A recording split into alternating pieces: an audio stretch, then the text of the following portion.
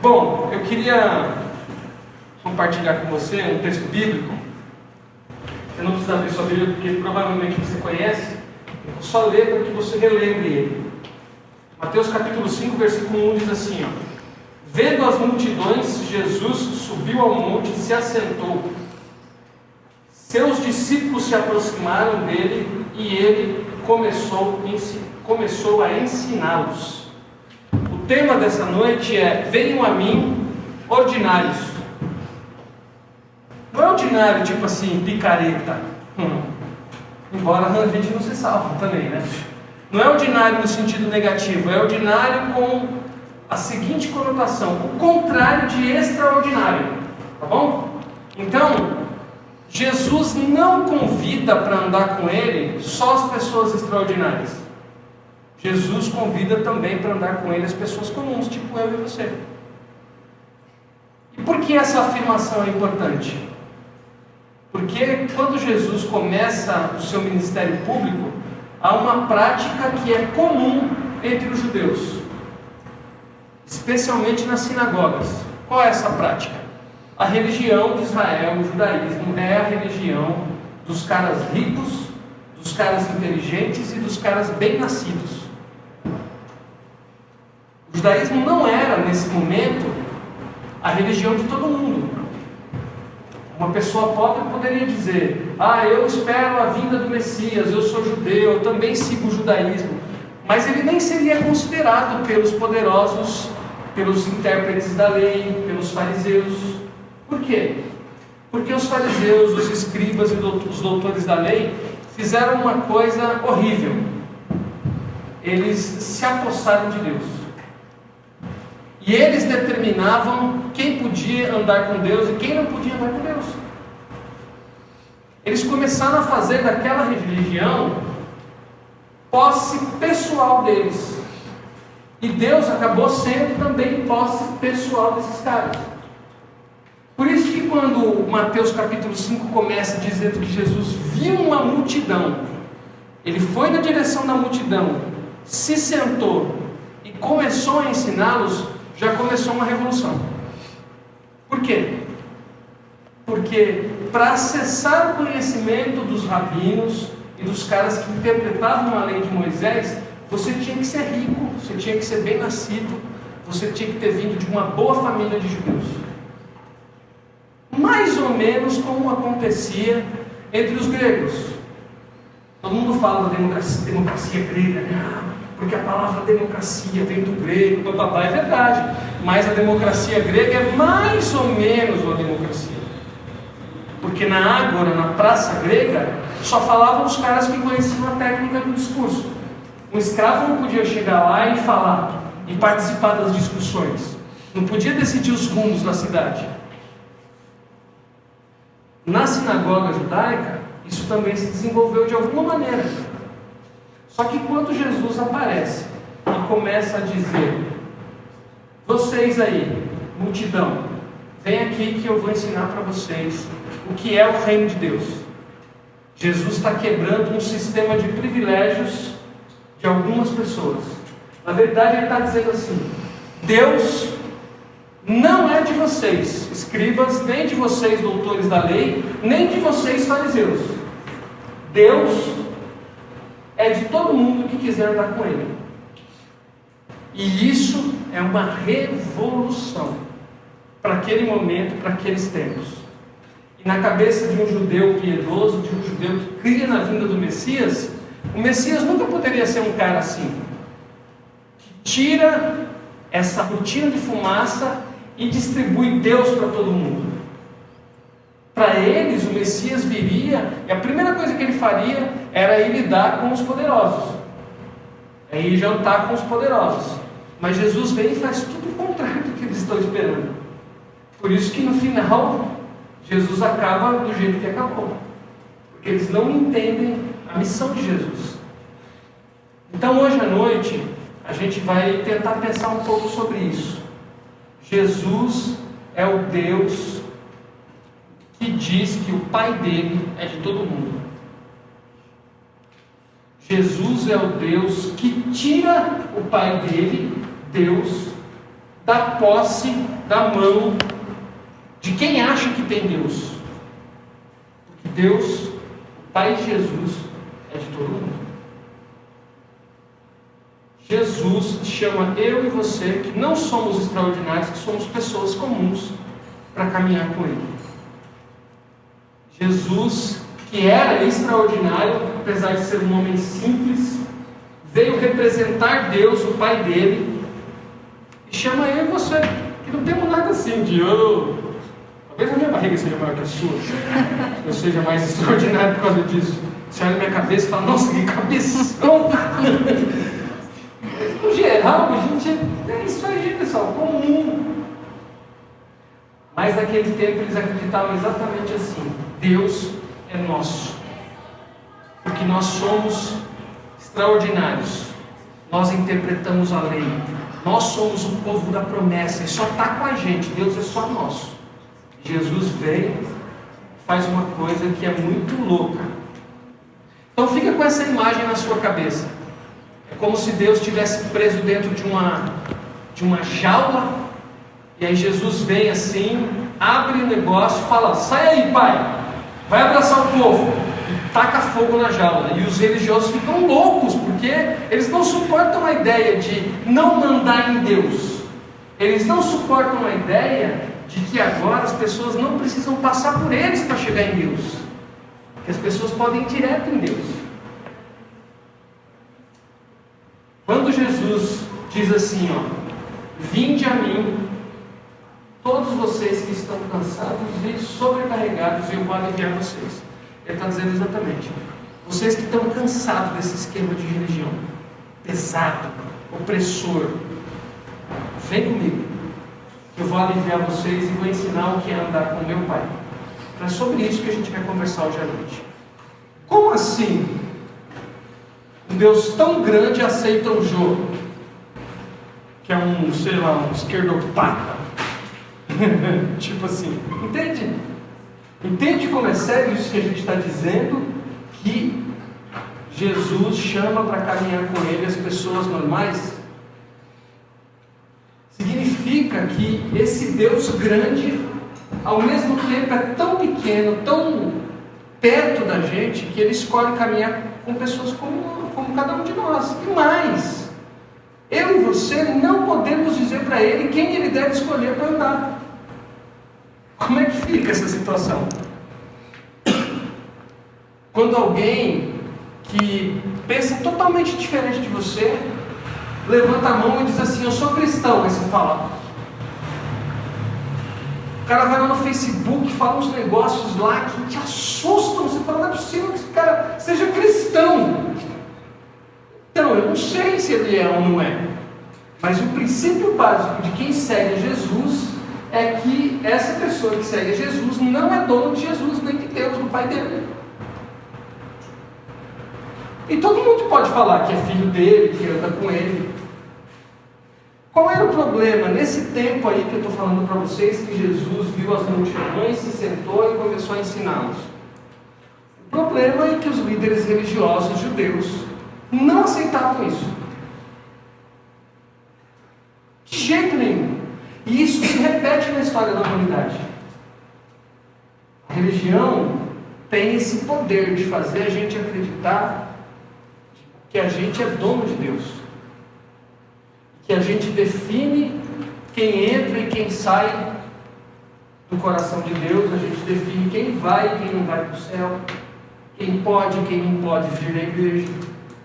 Essa é uma tentação típica de alguém que está envolvido com a religião. E Jesus conhecia esse problema. Por isso que de propósito ele foi lá e foi falar com as pessoas que ninguém queria falar. Por isso que de propósito ele foi lá e disse assim, eu sei que vocês estão cansados e sobrecarregados, mas não se preocupem, andem comigo, porque o meu fardo é leve, o meu jugo é suave, e eu sou manso e humilde de coração.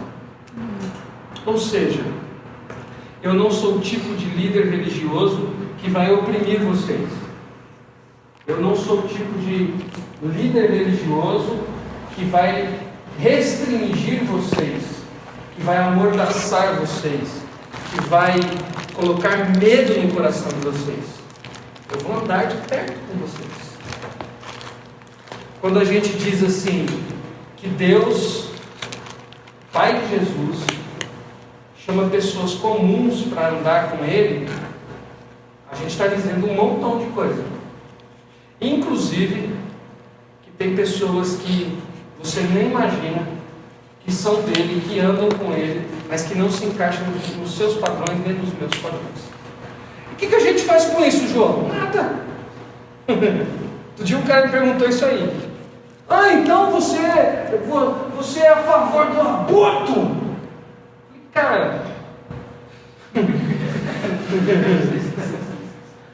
eu não posso ficar grávido, velho. Eu não sei como é isso. Ah, então você é a favor de que pessoas dos mesmos sexos se casem? Ele falou para mim. Ele estava tão nervoso de falar essa palavra, pessoas do mesmo sexo, que ele pessoas dos mesmos sexos. Ele enrolou tudo na língua. Falei assim, cara, ei, eu quero que você entenda aqui na nossa conversa, é que eu não sou dono da vida desse cara.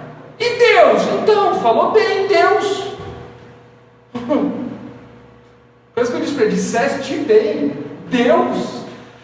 Porque olha que interessante, qual é o perigo da religião? O perigo da religião é que a gente pode se tornar um fariseu, como os caras dos tempos de Jesus, que se sente dono de Deus. E tendo se tornado dono de Deus, a gente começa a interferir nas liberdades individuais das pessoas. Vou eu e começo a interferir na sua liberdade individual e falo assim, Deus mandou interferir na sua liberdade individual, na sua consciência, e dizer para você que você vai para o inferno. Você não pode ser assim. Sabe como é o nome disso? Violência.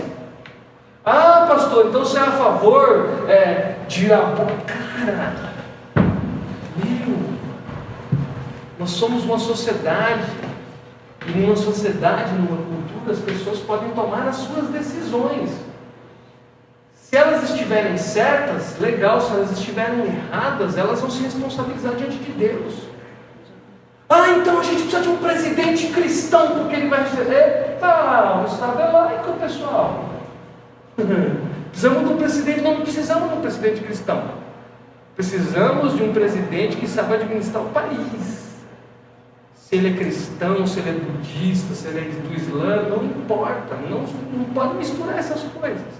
Porque na nossa cabecinha é assim, se ele for cristão, ele vai acabar com essa, quase que eu falo, com essa bagunça toda aí de pessoas dos mesmos sexos se beijando.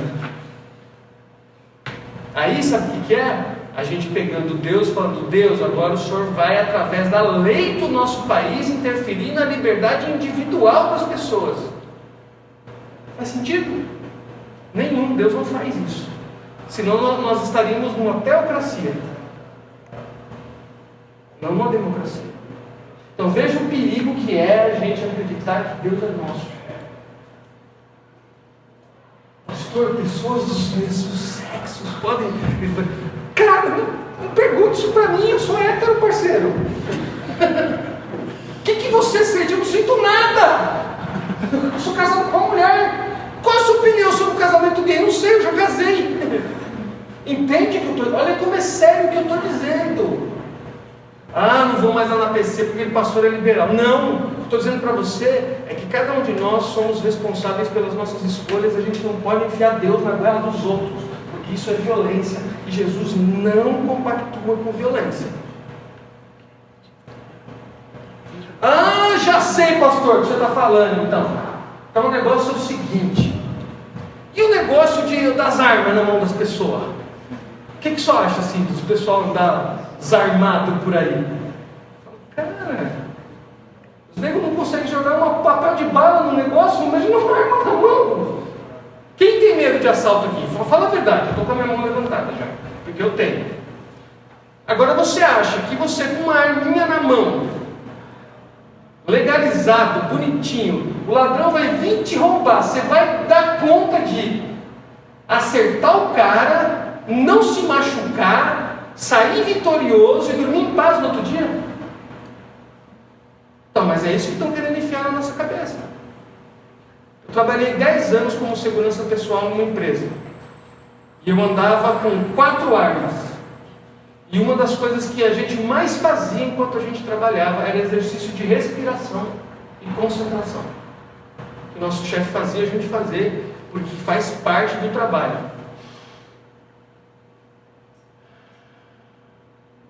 Por quê?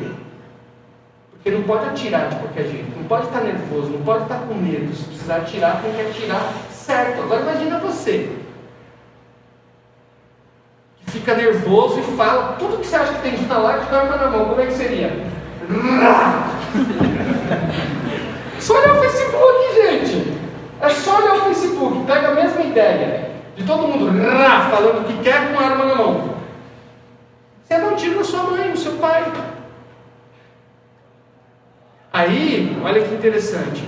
Qual é o perigo? E é isso que eu quero que você pegue, que tem a ver com a nossa caminhada aqui. Qual é o perigo? As pessoas estão dizendo isso e colocando o nome de Deus junto, como se Deus apoiasse a morte e a violência. Ah, pastor, e os bandidos? Cara, nós temos que criar um sistema melhor para poder prender quem está aprontando e que ele fique preso de verdade e cumpra. Mas o que estão dizendo para mim e para você é assim, ó, o Estado não dá conta, então dê conta você, seu idiota. Vou te dar uma arma. Resolva o que é para nós resolvermos como Estado. Vou te dar uma arma, viu, Wesley? Você resolve, porque agora você tem poder de resolver. E a gente acha que está... Nossa! E aí o pior é o quê? Deus. Não, Deus legitima, Deus assina embaixo. Deus não assina embaixo esse tipo de coisa. Então veja, qual é o perigo? A gente achar que Deus é nosso, sendo Deus de nossa posse, a gente tem uma escritura, Deus é meu, eu defino como que Deus deve se comportar. E defino como as pessoas que vão andar com Deus devem se comportar. Só que quem faz isso é o próprio Deus. E na régua dele, a questão não é moral, não é de certo ou errado. Mas isso é uma conversa para outro dia. Hoje eu quero que você pense assim. Deus chamou você, me chamou, chamou as pessoas que mentem, as pessoas que desobedecem, as pessoas que traem suas esposas e seus maridos, as pessoas que sonegam impostos, as pessoas que falsificam documentos. Todas essas pessoas Jesus chamou para andar com elas. Ou você acha que tem que se converter antes de andar com Jesus? Porque tem gente que pensa assim, né? O cara tem que andar com Jesus antes de andar com Ele. Isso não é possível. O processo é esse. Jesus chama, como a gente vem? Cansado e oprimido, derrubado, torto, gordinho. E aí começa a andar com Ele e começa a ser transformado. Deus, o Pai de Jesus, chamou pessoas comuns, ordinárias, como eu e você, para caminhar juntamente com Ele. E é nessa relação de uma pessoa santa que é Jesus, perfeita aos olhos de Deus, com uma pessoa imperfeita como eu, que Ele vai me transformando, vai colocando o caráter de Jesus dentro de mim. É numa relação, pessoa a pessoa, rosto a rosto, uma ideia, trocando ideias, conceitos, é rosto a rosto, pessoa a rosto, Jesus sabe o nome, conversa, sabe as dúvidas, entendeu? Olhando para essa canção, Deus é isso aí, inexplicável. Deus é inexplicável. O que a gente faz diante de Deus? Experimenta. Deus não é uma teoria. Deus é uma pessoa. Imagina, quem namora aqui? Levanta a mão. Ju, imagina, você chegando pro Gucci, chegando para ele assim, Gucci, as maçãs do seu rosto são assim, elas são simétricas, entende? Ou linguagem científica, nem sei como falar isso. Imagina um relacionamento que é pautado por uma linguagem científica. É aquela brincadeira que a gente faz, né, que já está espalhada na nossa cultura, que quando o homem pisou na Lua, né, deu o primeiro passo na Lua, não precisava de cientista lá, precisava de uma bailarina.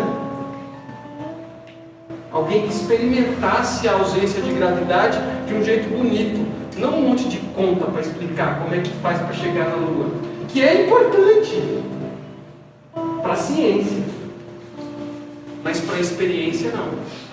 É igual a nossa relação com Jesus.